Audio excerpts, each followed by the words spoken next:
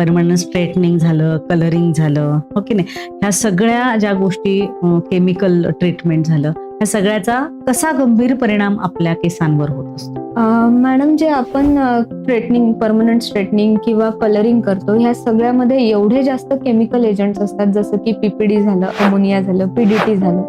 हे आपले केस permanent damage करण्याची कॅपॅसिटी ठेवतात. कारण आपल्या ज्या केसांच्या बाहेरचा लेअर असतो, ज्याला आपण आउटर कॉर्टेक्स म्हणतो, तो लेअर पूर्णपणे डॅमेज होतो ह्या केमिकल्समुळे. आणि सोबतच आपण अजून त्यावर हीट लावतो.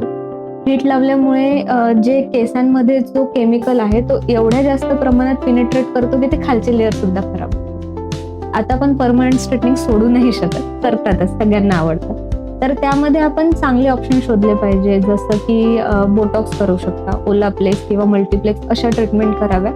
केराटिन किंवा सिस्टिन करू नये, ज्याच्यामध्ये डॅमेज आपल्याला जास्त होतं. किंवा असे कलरिंग एजंट्सही वापरू नये ज्याच्यामध्ये पीडीटी किंवा पीपीडी किंवा अमोनियाचं प्रमाण जास्त